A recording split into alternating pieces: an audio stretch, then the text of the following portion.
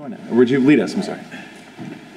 Pledge allegiance to the flag of the United States of America and to the republic for which it stands, one nation, under God, indivisible, with liberty and justice for all. Thank you very much. Clerk will call the roll. Mr. Ayer? Present. Mr. Boyce? Present. Mr. Hampton? Present. Mr. Johnson? Present. Mr. O'Connor? Here. Ms. Rowland? Present. Mr. Taylor? Present. Ms. Wiles? Present. Mr. Jensen? Present. Mr. President, you have a quorum. Thank you so much. We'll move right along to approval of the minutes for the June 12th, 2018 meeting. So moved. Second. Been moved and seconded. All those in favor? 8 to 0 and 1 abstention. Approval of the agenda for tonight's meeting. So moved. Second. It's been moved and seconded. All those in favor? 9 to 0. Thank you very much. Petitions or comments by citizens who are present. We don't have any, but I would like to recognize the 2 Boy Scouts here tonight. So thank you so much for joining us. We really appreciate it. So you doubled our audience size. So thank you so much. We'll move on to Mayor's report to council, and we'll call in Deputy Mayor Cook for that. Thank you very much, Mr. President, members of council. So for the last couple weeks, just a quick update on what the city has been busy with. We had a ribbon cutting with Bailey and Woods Mortgage. They opened up a new office at 1592 Connor Street. So the mayor and others were happy to welcome them to our community. Also on June 12th, we had a swearing-in ceremony of 2 new police officers with Noblesville Police Department, Officers Fry and Munsell, and they are currently in their 16 weeks of field training, so we welcome them to our community. June 14th, some of you were on hand for the Borg Warner grand opening, the 100,000 square foot tech center, which we welcomed about 300 existing jobs and 23 new jobs. And on June 23rd, we had the Noblesville Police Department Run with the Cops, benefiting Noblesville West Middle School PTO. So thank you very much to everybody who participated. Also on June 24th, we had a special dedication to Brian Clausen. Many of you know that Brian Clausen lost his life doing what he loves best, which is racing cars. His other second love was his dog. And so the Indiana Donor Center had a neat honor for Brian Clausen to help raise awareness about organ donation. And a lot of the folks don't know this, but you know, with his death, sadly, he was able to save 5 other lives through organ donation and tissue donation. Upcoming, we've got, of course, tomorrow we're kicking off the Serve Noblesville Week of Service throughout the community. So I know Evelyn and I are going to be at the Riverside Cemetery working on a project there. There's, how many other projects do we have, Evelyn? Yeah, dozens. So if anybody in the community wants to volunteer, highly recommend it. It's not too late. You can go out to the Serve Noblesville website and find any number of projects if you're so interested. We have the Chamber Lunch on June 27th, where we're going to have 6 not-for-profits are going to be on hand with a keynote speech from Tom Killian from Legacy Fund. On this Friday, June 29th, we're going to have a cultural celebration on the square. This is an effort that's a joint effort between Serve Noblesville and the Noblesville Diversity Committee. So we're looking forward to having lots of different cultures and community and other countries that are going to be represented on the square for music, games, food, etc. So feel free to come out and join us from 6 to 9 p.m. On June 30th, the VFW is going to be hosting a celebration in honor of Ella Whistler, a student from Noblesville West Middle School. So there's going to be a fundraiser and a lot of live music. And lastly, also on Saturday, June 30th, we have a ribbon cutting at the Grindstone Public House at 5 p.m. Any other questions? Mr. Cook? Seeing none, thank you very much. Good. One other note, I did want to recognize that our community lost Steve McKee. He's been involved in many boards and commissions throughout his life here in Noblesville. As you know, he's a 1975 graduate of Noblesville High School. He attended Purdue, very active with several boards, including our Fire Department Merit Commission Board. So I'd like to take a moment of silence to honor Mr. McKee. Thank you very much. Thank you. Moving right along to council committee reports. O'Connor. I know you have one, so. I do have one. Thank you, Mr. President. The Finance Committee met June 21st. A considerable amount of time in the meeting was spent on school safety, specifically for officers that the chief, in working in conjunction with the schools, has come up with a plan to provide full-time, active Noblesville Police Department officers in all of the elementary, middle, and high school. We talked a little bit about differences between part-time and full-time, but nonetheless, after what we experienced as a community, it made the most sense to have full-time officers in each of the schools. The statistics would tell you that the biggest deterrent that you can provide is to have an armed full-time officer in a school. And so therefore, looking at the economics, although that kind of pales in comparison to what we experience, it's another $143,000 as opposed to hiring part-time officers, and that's a small price to pay to try to make sure that we're keeping our kids safe in the schools. So we had some other conversation about different things related to the officer safety plan. The one thing that I will point out is because it takes about a year, and frankly, NPD's been down about 8 officers, so we're trying to get people back through the program. It'll probably take almost a year to get everybody fully staffed up because you've got to hire people, you've got to run them through the academy. We're not going to put new officers in the schools, so we want some people with some experience there. But we'll rotate officers amongst the schools during this period, but the objective is to have a full-time trained officer in each of the schools. So you'll see that coming forward. I think it's obviously well worth the investment. We're going to split the cost with the schools. So even though at the end of the day, it's all the taxpayers' dollars that are going to provide this safety. So that plan will certainly come to you with a positive recommendation from the Finance Committee. We talked about lit. Some of you may have seen that we're going to get some special distributions, which is simply a function of the state actually catching up on past returns and just determining that, yes, in fact, there are dollars there that need to be distributed to the locals, which is fairly typical. We've seen these special distributions historically, but I think the number is about 2.7 million, and those dollars will end up in the rainy day fund so that we can use those for whatever projects we deem appropriate into the future. We went through the sources and uses of funds for the Finch Creek bond issue, which was completed. And then the CAFR audit update, we asked for an extension of time. I think they're fairly close to having that wrapped up. It's supposed to be done by the end of June, but certainly will be done within that extension time period, which I think is 30 days. We did talk about establishing a new economic development fund for potential incentives. And the purpose of that, it would be created by ordinance and would be funded from the rainy day fund. The idea to initially put $1 million in there and to use that for various economic development opportunities that we would see. So you'll see an ordinance come forward for that. Would be a revolving fund.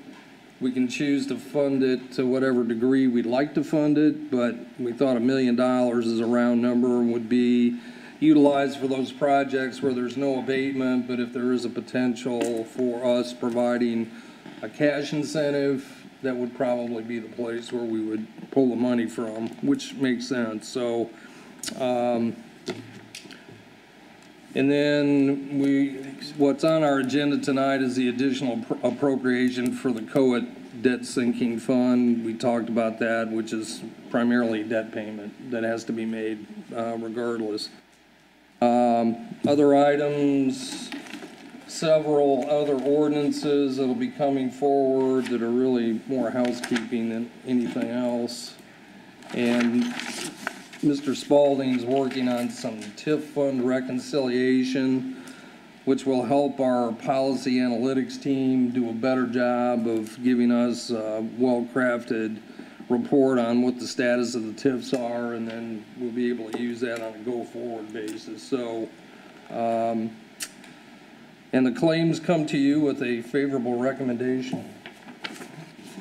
Questions for Mr. O'Connor? Mr. Taylor? With the school safety program, will we have to hire new officers? And is the 143,000 just our share? Actually, that number, Rick, is above and beyond what the part-time cost would have been. I didn't bring the actual numbers with me on Well, that's fine. on I just was dollars. curious. I mean, you know, we hired some new officers not too long ago for the street and for our drug enforcement. I'm gonna have to hire more. assuming we'll have to hire more, Yeah. which I think it's great. I'm not. Yeah, And then, it's a good question. did I read that the state has allotted some money for public safety, or, public safety in our schools? I'm sure it's to the school systems. I believe that was part of the special session in May, but I'm not sure what that distribution looks like, so I haven't seen it. Have you seen it? I have not seen it. so. What I've seen, Spalding, have you seen Mr. it? President, what I've seen, Oh, Mr. thanks. Taylor, is that it would go funded through the schools, not through the municipalities. That's what I- Right, but I just wondered if we were calculating that as we split the cost between the school safety. Mr. Cook? Yeah, and just to confirm, the funds for 2018 are budget neutral. Since we'd had some departures on the department anyway, it's not going to require an additional appropriation. Just, Ms. Wiles handed me the handout that I failed to bring with me, but the total cost for the city, given the 8-officer plan that the chief provided, is $334,672. And the cost for part-time would have been $191,000. Yeah. So the difference is about $143,000. Okay, that's all good. I just Yeah. want some But those clarification. are, thanks, I forgot to bring that. I think as we talked before, we're heading this direction anyway. And I know part-time was mentioned, but I think the better direction is full-time. That way, like you said, you can rotate people in and out. So, no problem. I just want some clarification. Additional questions, Mr. O'Connor? Seeing none, we'll move on to the approval of claims. So moved. Second. Been moved and seconded. All those in favor? 9-0. Moving on to new ordinances for discussion. Ordinance 21-06-18. Council to consider ordinance 21-06-18, an ordinance approving additional appropriations in the COIT debt sinking fund and establishing a public hearing. Motion to introduce? Second. Motion and introduced. Mr. Spalding. Mr. President, members of the council, Jeff Spalding, City Controller, and what you have before you is a housekeeping item, all dressed up as a big fancy financial item.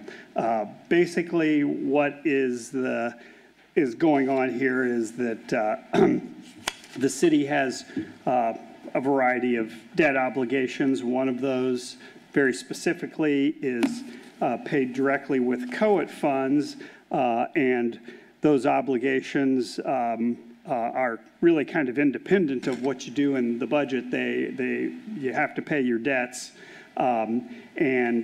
What this ordinance is doing is really basically getting the funding and the budgeting for this COIT-backed debt all kind of properly aligned with the way that we budgeted and funded all of the other property tax-related debt that you remember from the 2018 budget process. In each one of those cases on the property tax-backed debt, there's a debt service fund. We appropriate the money from the debt service fund. We collect the property taxes for the debt service, and we pay those out.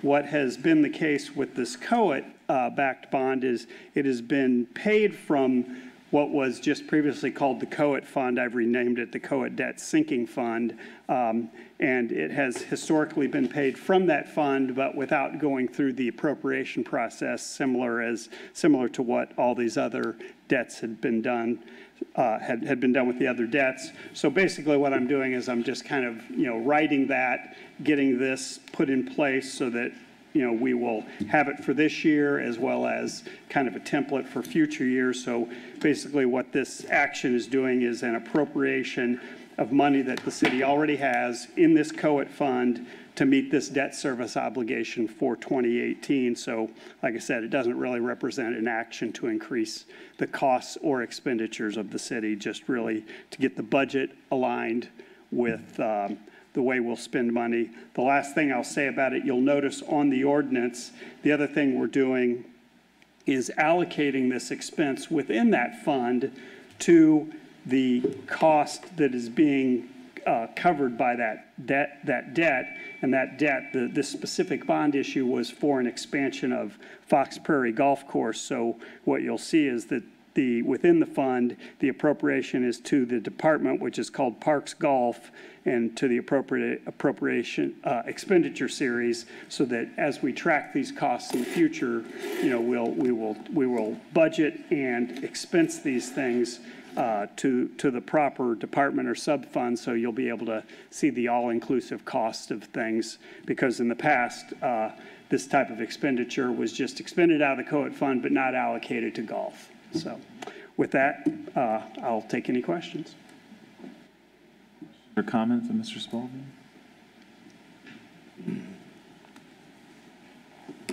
Mr. President. Mr. O'Connor. Given the fact that this is a debt payment and needs to be made, and I appreciate what Mr. Spalding articulated, we'll have this in place, but I would make a motion and waive the rules and pass this on first reading. Because Can't. You Got to have a public hearing. But you can make a motion to establish a public hearing. Oh, I will do that. I will make a motion to establish a public hearing on ordinance 21-06-18, additional appropriation ordinance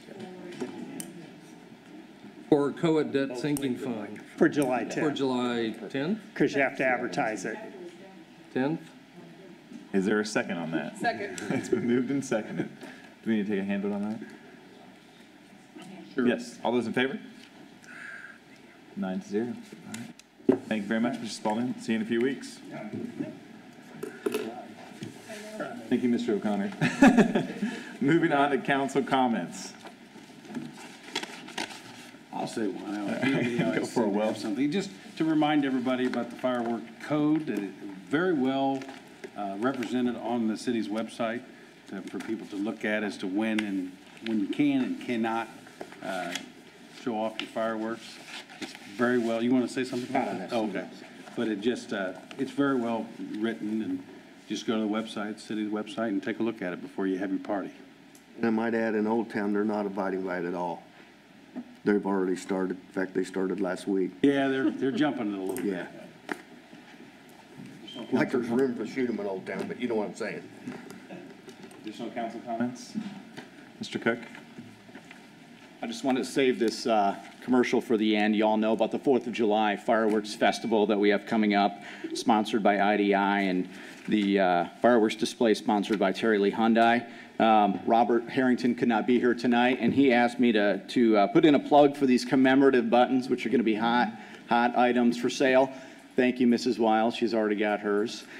These are for sale. We made sure that we had them in our mailboxes, Yeah. so he is taking care of it, so. I was giving you kudos, but they are for sale. The blinking one for $3, the metal one for $1. The gold. Get the blinking ones? You didn't get, see, $3. There you go. That's the bait. That's right. You like this one, but you want this one. And these are raising funds to help fund the fireworks show next year. Of course, you all know our fireworks celebration is completely subsidized by sponsorship dollars and uses no city funds. So we want to keep that going. Since we have two members of the audience who could maybe go out and sell some of these, I'll let them fight over who gets the blinking one, but I'll go ahead and present them now.